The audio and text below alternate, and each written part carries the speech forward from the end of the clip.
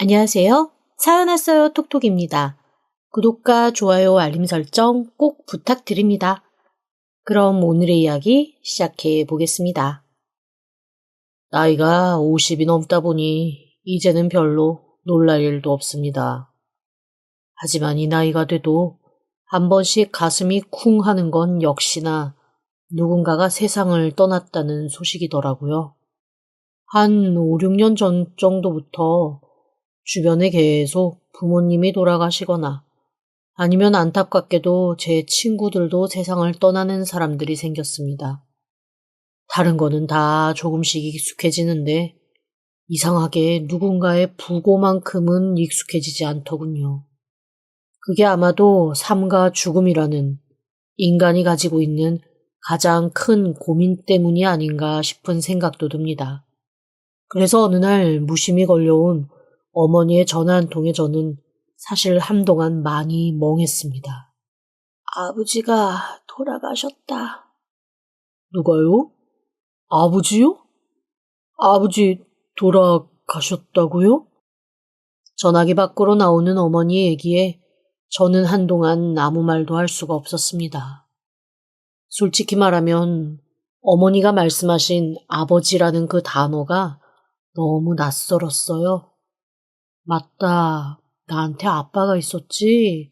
라는 느낌에 더 가까웠다고나 할까요? 저희 아버지는 진짜 밖으로 많이 나도신 분입니다. 그런데 원망도 할 수가 없어요. 엄마가 일단 아무 말도 안 하셨거든요. 어린 마음에 저는 아버지가 밖으로 나돌며 허랑방탕하게 사는 사람인 게 창피하기도 하고 한편으로는 아버지가 간절하기도 했습니다. 잘생긴 아버지와 함께 다니면 사람들이 건네는 시선이 자랑스럽기도 하고 그런 아버지가 든든한 것도 있었거든요. 하지만 옛 어른들 말씀처럼 얼굴값 단단히 하던 아버지는 집에 붙어 있는 시간이 거의 없었습니다. 어머니도 한숨만 쉴 뿐 바람을 잡는다고 그게 손에 걸려드냐 하실 뿐이었죠. 점점 더 집에서 가족들이 참고 인내하고 견뎌야 하는 시간이 길어졌습니다. 저 초등학교 때 한 번은 이런 일이 있었습니다. 초등학교 때는 아버지가 같이 와서 달리기도 하고 서로 바톤 터치도 하는 운동회 같은 게 있잖아요. 그 운동회가 있다고 제가 한 달 전부터 말씀을 드렸는데 운동회 전날 아버지가 부랴부랴 짐을 싸서 밖에 나갈 준비를 하시더라고요. 어린 마음에 또 불안함이 확 몰려와서 아버지께 물었습니다. 아빠, 나 내일 운동회인데 내가 한 달 전부터 얘기했는데 어디 가요? 그랬더니 몹시 곤란한 얼굴로 아버지가 이러시더라고요. 아빠가 일 때문에 꼭 가야 할 곳이 있어서 미안하다. 응? 올 때 맛있는 거 사다 줄게. 그러면서 부랴부랴 짐을 챙겨 나가시더라고요. 서운하기는 했지만 곧 그러려니 했어요. 솔직히 말하면 아빠와 운동회가 너무 가고 싶었지만 어린 저도 어느 정도 경험이라는 게 있어서 반쯤 포기한 상태기는 했었거든요. 그래서 늘 아빠 역할을 대신해 주었던 외삼촌과 운동회를 참석했습니다. 삼촌에게 내내 신신당부를 했죠. 다른 건 몰라도 계주는 꼭 이기고 싶다고 말입니다. 제가 학교에 나름 라이벌인 친구가 하나 있었습니다. 그 친구와 저는 공부도 체육도 모든 것이 다 라이벌인 아이였습니다. 솔직히 그 아이의 가정환경이 어떤지는 저도 잘 몰랐어요. 서로 가정환경이 어떤지 구구절절 다 말을 하고 살지는 않으니까요. 그런데 이게 웬일입니까? 잔뜩 기세를 살려 준비운동을 하고 있는데 글쎄 제 라이벌인 그 아이의 보호자로 저희 아빠가 서 있는 거예요. 너무나 황당해서 아빠를 한참 바라봤는데 아빠도 당황한 듯 머뭇머뭇 하시더라고요. 제가 아빠를 빤히 바라보고 있으니 중간에 슬그머니 아빠가 다가와서 저한테 이렇게 말씀하셨습니다. 그 말이 저를 너무너무 상처에 빠뜨렸어요. 너 이 학교였니? 한마디로 저희 아빠, 제가 어떤 학교 다니는지도 모르고 있었던 겁니다. 그날 저는 너무나 어이없게도 아빠와 삼촌이 서로 경쟁하는 이어 달리기를 보며 나는 대체 여기서 누구를 응원해야 하는 것인가? 내가 과연 여기 있는 게 맞는 것인가? 라는 생각을 초등학교 3학년 때 해야만 했습니다. 뭔가 아빠가 양심에 걸리고 캥기는 게 있으셨는지 그래도 삼촌한테 애써 이기지는 않으시더라고요. 그런데 문제는 거기서 끝나는 게 아니었습니다. 삼촌이 이기고 나서 저한테 메달을 다 갖다 주시자 저와 경쟁 상대에 있던 그 아이가 저한테 와서 이렇게 얘기하는 거예요.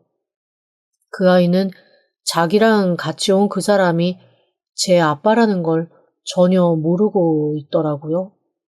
그저 저한테 자기 아빠인 양 자랑을 하고 싶었겠죠. 왜냐하면 저희 아빠 엄청 잘생기고 키도 크고 훤칠하니 누가 봐도 멋있는 그런 사람이었거든요. 반면에 저희 삼촌은 죄송하지만 키도 아빠보다 훨씬 작고 통통하고 얼굴도 좀 못생기신 편입니다. 그러니 어린 마음에 저한테 아마 자기 아빠인 척 자랑을 하고 싶었던 모양이에요. 저한테 다가와 뻐기면서 이렇게 얘기를 하더라고요. 야, 우리 아빠가 달리기는 일부러 져준 거고 딱 봐도 너희 아빠보다는 우리 아빠가 100만 배 더 낫지 않냐? 내가 너보다 100만 배 더 나은 것처럼 우리 아빠가 훨씬 멋있거든? 순간 억울함이 명치 끝에서부터 울컥울컥 솟아왔습니다. 그리고 저도 모르게 그 아이한테 버럭 소리를 질렀어요. 그것도 모두가 보는 앞에서요. 야, 가짜 아빠 데리고 와서 잘난 척하지 마. 네 아빠 아니잖아. 순간 그 아이의 얼굴이 하얗게 질리는 게 보였습니다. 대체 얘가 그걸 어떻게 알았지라는 당황스러운 얼굴이었어요. 하지만 그거를 다른 아이들에게 들키고 싶지 않으니 애써 무슨 말이냐고 모른 척을 하더라고요. 제가 거기서 멈췄어야 했는데 이미 한번 앵돌아진 제 마음은 그저 폭발하고 말았습니다. 어디서 가짜 아빠 데리고 와서 잘난 척하냐며 저는 계속 그 아이를 밀어붙였고 그 아이가 어느 순간 할 말을 잃어 머뭇머뭇하는 걸 보며 혼자 나름의 희열도 느꼈습니다. 아마 어려서 그랬던 거일 거예요. 제가 조금만 더 철이 들고 그랬다면 절대 그러지 않았을 텐데 그때는 저 대신 다른 아이를 택한 아빠에 대한 분노 그리고 그 아이가 자기 아빠인 양 저한테 뻐기면서 자랑하는 것에 대한 분함 그런 것들이 합쳐져서 저도 정신을 살짝 놓았었거든요. 한참 그렇게 그 아이한테 퍼부으며 그 아이의 마음을 있는 대로 휘집고 있는데 누가 제 등짝을 짝 하고 때리는 아픈 느낌에 정신을 차렸습니다. 아빠였습니다. 아빠는 저를 가만히 노려보며 저한테는 한마디도 하지 않고 그 아이를 감싸 안고 집에 가자며 자리를 뜨시더라고요.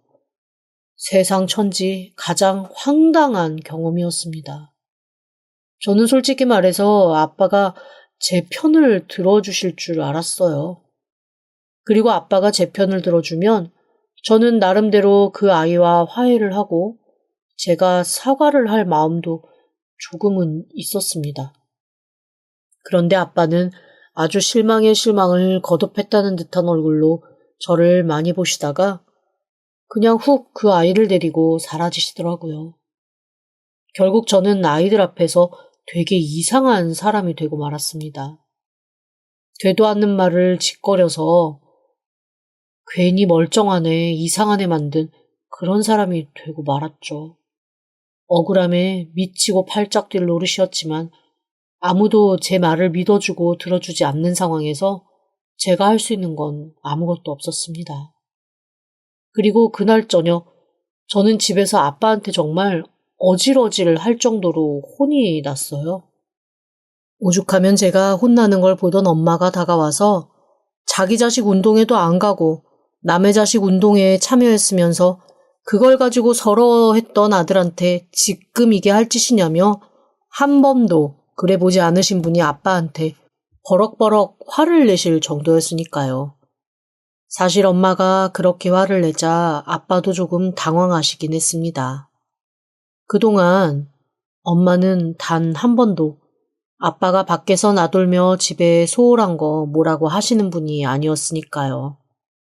그런데 그때는 엄마도 도저히 참지 못하시겠는지 제 편을 들면서 아빠한테 엄청나게 성을 내시더라고요. 내가 무슨 놈의 팔자인지 만일 내 아버지 남편으로 두고 사느라 내 자식 서러운 거 그것조차도 내가 꾹꾹 참고 살았어. 그런데 이제는 내가 못 참겠네. 아니, 지 자식 다니는 학교에 지 자식이랑 서로 경쟁하는 애 편으로 가서 달리기 대신 뛰고 온 것도 내가 열이 받아 죽겠는데 그 아이한테 한두 마디 했다고 자기 자식을 이렇게 쥐잡듯 잡아요? 당신이 그러고도 애비야? 나가요. 어머니의 마지막 말에는 저도 그리고 아버지도 깜짝 놀랐습니다. 아버지가 눈을 동그랗게 뜨고 어머니를 빤히 바라보더라고요. 나가라고! 내 자식 서럽게 하면서 사는 사람! 나 이제 더 이상 아버지라고 두고 살고 싶지 않으니까 나가요. 당장! 그 말에는 저도 아버지도 당황하며 놀랐습니다. 저는 그냥 아버지에게 사과를 받고 싶었지 아버지가 집을 나가는 상황까지는 생각하지 않았거든요. 저희 어머니 순하지만 한번 화가 나면 자기가 하는 얘기 절대로 번복하지 않는 분입니다. 정말 무서운 분이거든요.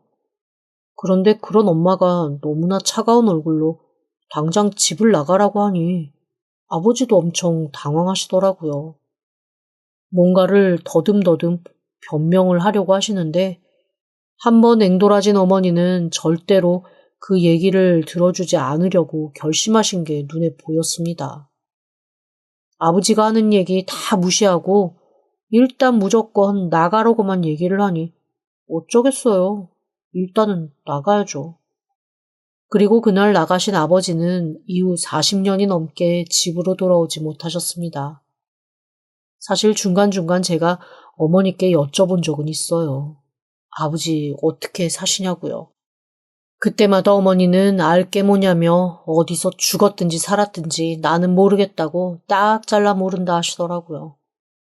그런데 참 그것도 희한한 게 두 분이서 그렇게 연락을 안 하시는 것 같으면서도 또 이혼은 안 하셨거든요. 저는 어린 마음에 내내 저 때문에 어머니 아버지가 이렇게 따로 사시는 게 아닌가라는 생각도 들고 그럼에도 불구하고 끝끝내 집으로 돌아오지 않는 아버지가 원망스럽고 하여간 복잡한 감정이었습니다.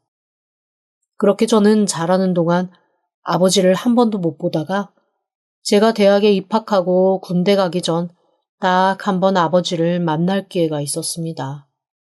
아버지는 많이 나이 든 모습이시더라고요.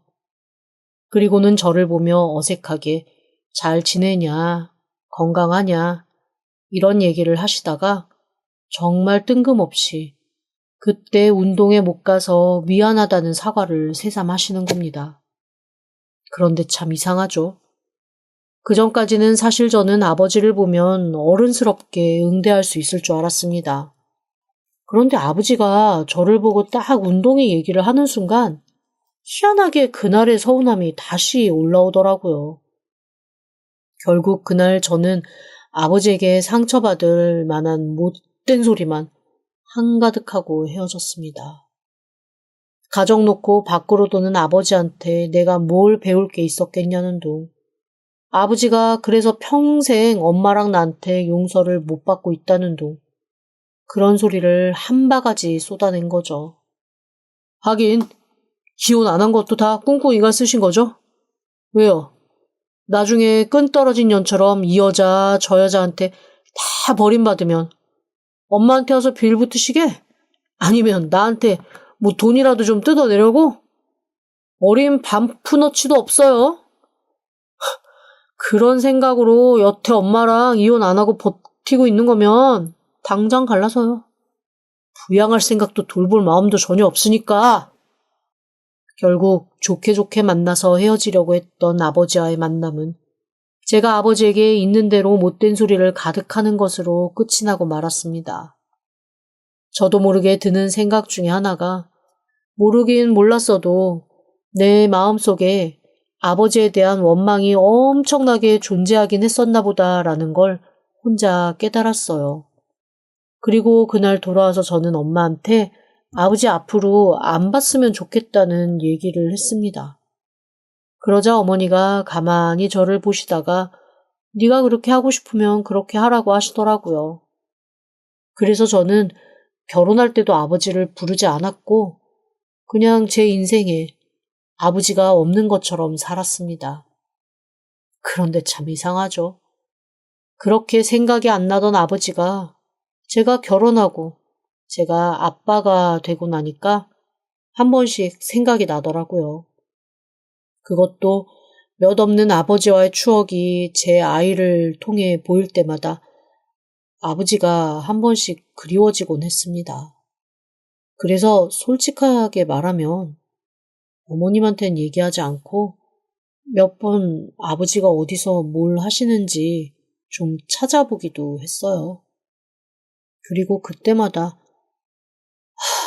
저는 또 실망을 했죠. 아버지는 여전히 이 집, 저 집, 전전하면서 살고 계시더라고요. 그것도 하루 이상 머무는 것도 아닙니다.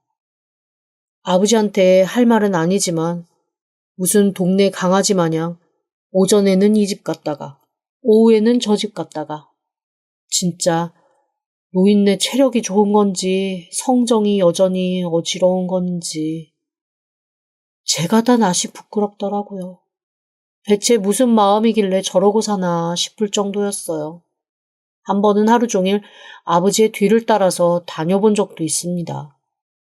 동네에 한 바퀴를 돌면서 편의점에서 이것저것 사신 아버지는 공원 어기로 가서 모여있던 또래 어르신들과 나눠 드시면서 이런저런 얘기를 하셨습니다.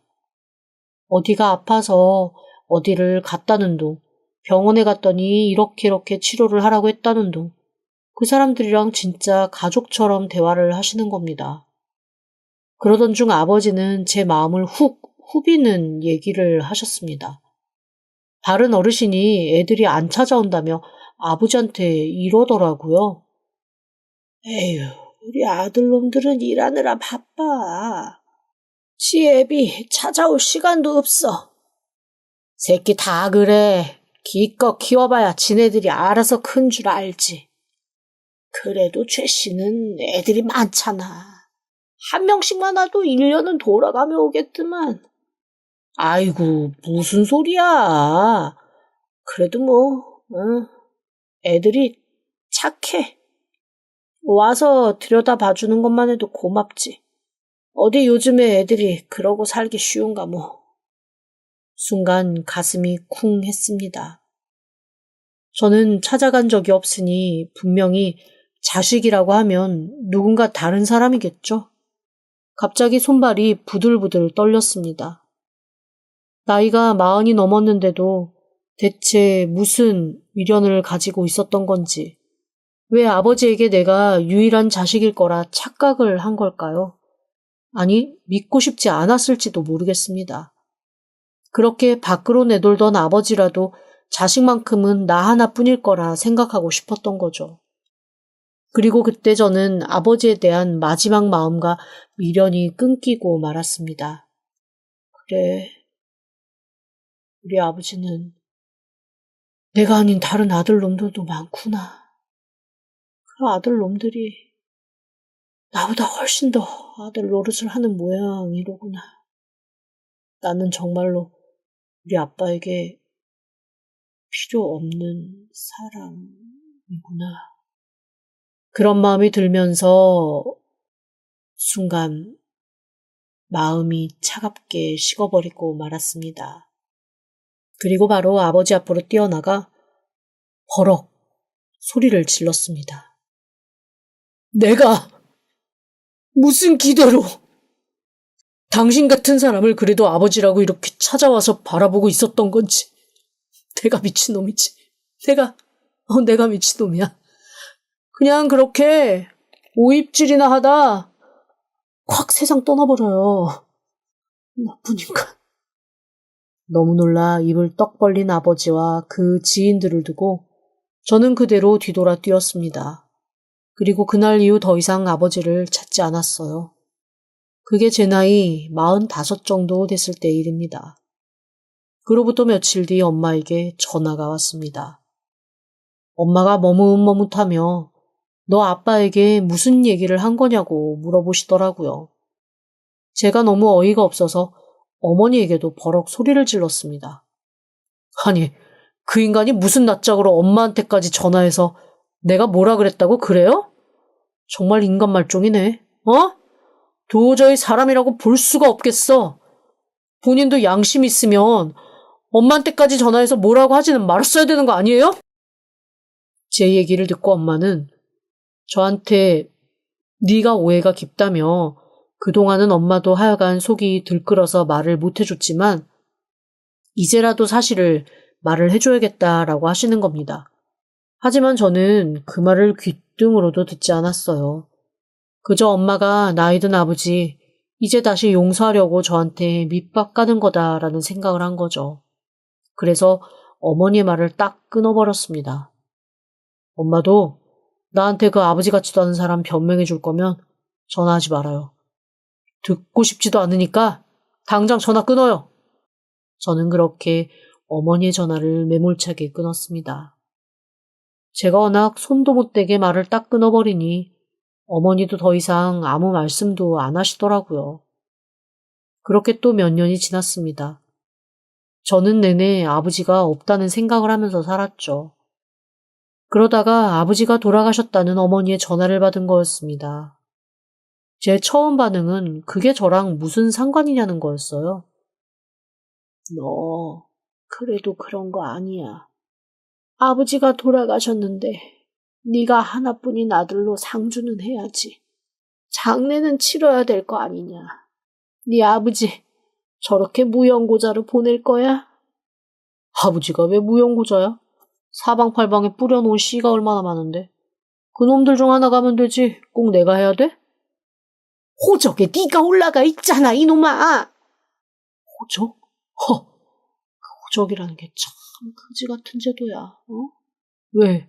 그놈들은 호적에도 안 올려줬대? 자기 즐길 거 다 즐기고 호적에도 안 올려준 거야? 뭐 그런 인간 말종 같은 사람이 다 있어? 그게 아니라니까. 내가 몇 번을 말을 해야 돼. 그러니까 엄마 말을 좀 들어보고. 필요 없어요. 저는 그렇게 엄마의 말을 또 딱 끊고 전화를 끊어버렸습니다. 그리고 끝내 장례식에 참여하지 않았어요. 나중에는 엄마가 정말 거의 쓰러질 것 같은 울먹이는 목소리로 하관만이라도 참석을 하라고 저한테 읍소를 하시더라고요. 저를 움직인 건 엄마의 한마디였습니다. 어쨌거나 나한테는 평생 남편이었던 사람이야. 네가 어쨌건 간에 엄마한테는 소중한 사람이었다고. 그 사람 보내는 것도 내가 심장이 쓰려 죽겠는데 아들놈이 그 험한 자리를, 그 험한 시간을 엄마 혼자 겪게 할 거야? 너 엄마 이런 식으로 터덜터덜 장례 치르게 할 거야? 사실 그 한마디 때문에 저는 울며 겨자 먹기로 아버지 장지는 따라가기로 했습니다. 정말 가기 싫었어요. 서로 배다른 자식들끼리 어색하게 모이는 그런 자리가 될까봐도 싫었고, 내가 이 나이 먹고 무슨 영화를 보려고 이런 짓을 하고 있나 싶기도 했습니다. 그런데 아버지의 장례식은 생각보다 너무 한산했습니다. 저는 진짜 배다른 자식으로 한 20명쯤 바글바글 할 줄 알았거든요. 그런데 둘러봐도 자식이라 할 사람은 하나도 보이지 않고 그저 외롭고 초라한 영정, 파리하게 늙은 어머니밖에 앉아있는 사람이 없더라고요. 아버지의 형제들도 이미 오래전에 다 돌아가셔서 장례식장은 그야말로 무연고자 장례식장보다 조금 나은 정도랄까요? 아무도 없는 너무나 허전하고 허망한 쓸쓸한 곳이었습니다. 그걸 보니 더 화딱지가 나더라고요. 평생을 밖에서 나돌면서 이 여자 저 여자 찝쩍거리고 사방에 자기 핏줄 뿌려놓은 사람의 말로가 고작 이런 거라니 라는 생각이 들어서 기도 막히고 어이도 없고 짜증도 났습니다. 이런 취급받을 거 뭐하러 그렇게 밖으로 떠돌아다녔나 싶은 생각이 들어서요. 그것 때문에 더 화가 나서 입을 꾹 다물고 뚱한 채 장례식을 치렀습니다. 그렇게 모든 절차를 다 거쳐 장지에 도착했을 때의 일입니다. 아버지 관을 막 무덤으로 내리는 순간 어디선가 잠깐만요 하는 소리와 함께 누군가가 허둥허둥 뛰어오더라고요. 저건 또 뭐야? 하는 그 순간이었습니다. 저보다 조금 어린 듯한 남자 하나가 갑자기 관 위로 뛰어내리며 대성통곡을 하기 시작했습니다. 아버지, 저 이렇게 아버지 못 보네요. 너무나 깜짝 놀라 멍하게 그 사람을 바라봤습니다. 그런데 그 사람을 필두로 거의 50명에 가까운 사람들이 통곡을 하며 좀비 떼처럼 몰려오고 있더라고요. 처음에는 어이가 없었고 두 번째는 기괴한 느낌이 들었습니다. 아니 무슨 아프리카 족장도 아니고 저렇게 많은 자손들을 사방에 퍼뜨렸단 말인가. 그런데 저 사람들이 다 저렇게까지 진심으로 서러워한다고? 라는 생각이 들면서 저희 아버지가 능력자인 건지 아니면 진짜로 이상한 사람인 건지 판단이 되질 않더라고요. 게다가 올라오는 사람들의 나이가 진짜 천차만별이었습니다. 많게는 저보다 10살 정도 많은 것 같은 거의 아버지 연배의 사람에서부터 시작해서 어리게는 중학생처럼 보이는 아이까지 너무나 다양한 사람들이 미친 듯이 울부짖으며 엎드리더라고요. 그러면서 그중 몇몇은 엄마에게 왜 마지막 인사도 못하게 연락을 안 하셨냐며 원망 어린 말을 쏟아냈습니다. 그 수많은 사람을 보며 잠시 멍했던 제 정신은 어머니를 원망하는 얘기를 듣고 화딱 다시 돌아오더라고요. 제가 버럭하며 남의 아버지 장례에 당신들을 부르던 말던 무슨 상관이냐고 왜 우리 엄마한테 뭐라고 하냐고 하자 어머니가 제 등짝을 있는 대로 내려치며 정말 깜짝 놀랄 말씀을 하셨습니다. 네가 생각하는 그런 사람들이 아니야. 다 아버지가 돕던 사람들이라고. 이게 대체 무슨 소리인가 싶어 제가 눈을 꿈뻑꿈뻑하며 가만히 어머니를 바라봤습니다. 그러자 그 사람들이 제 손을 잡으며 아드님이시냐고, 정말 미안하고 정말 고맙다고 다들 제 앞에 엎드려서 펑펑 울기 시작하는 겁니다. 너무나 당황스럽고 황당한 일이었죠. 그 우여곡절 끝에 장례식이 마무리된 후 무슨 회사 워크숍 하는 것 마냥 큰 음식점에 거의 100명 가까이 되는 사람들이 모인 가운데 저는 정말로 놀라운 이야기를 듣고 말았습니다. 제 아버지는 제가 오해한 것처럼 이 여자 저 여자 넘나들며 파랗고 생활을 하신 분이 아니었습니다. 미혼모들을 후원하고 고아들의 후견인이 되고 노인들의 보호자가 되어 사셨던 분이었어요. 젊은 시절부터 할아버지에게 물려받은 재산으로 쭉 해오시던 일이었는데 그게 규모가 커지고 돕는 사람의 수가 늘어나면서 자연스레 가정에는 조금 소홀해진 거였습니다. 그러다 소위 제 운동회 사건을 계기로 아버지를 이해하고 후원하던 어머니와도 갈등이 생기고 제가 워낙 완고하니 집에 돌아오실 타이밍을 놓치고 세월이 가버렸던 거죠.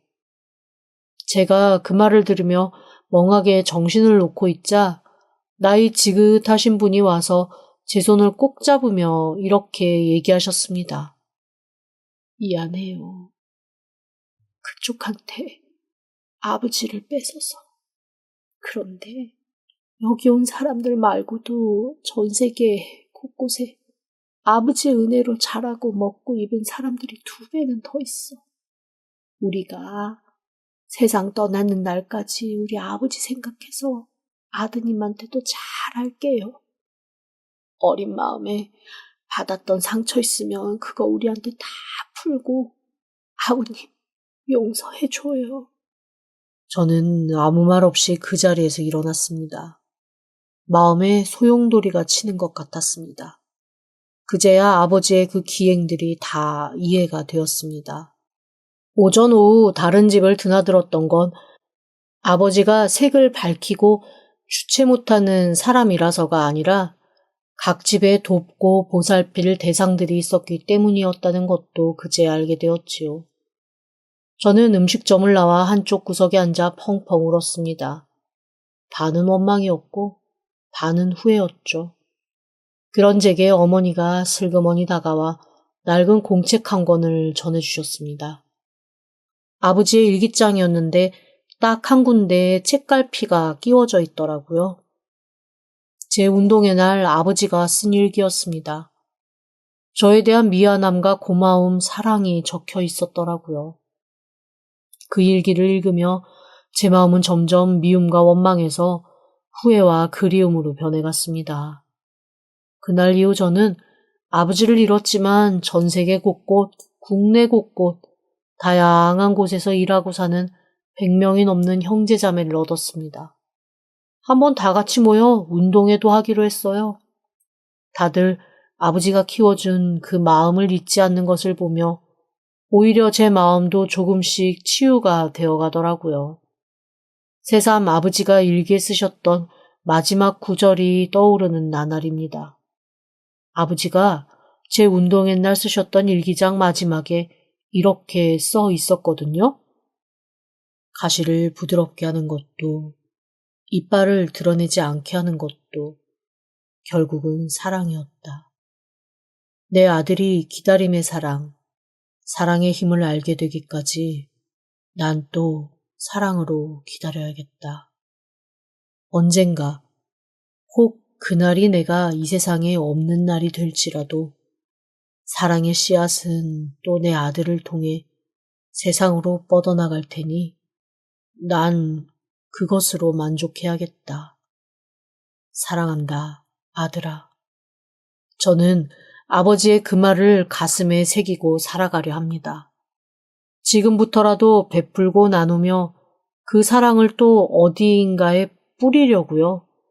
그래야 나중에 하늘 날아가서 아버지를 만나도 제가 당당하게 한마디 할 수 있을 것 같거든요. 지금까지 들어주셔서 감사합니다. 구독과 좋아요, 알림 설정은 사연 왔어요 톡톡에게 큰 힘이 됩니다. 지금 바로 구독 부탁드립니다. 그럼 다음 사연으로 또 찾아오겠습니다. 감사합니다.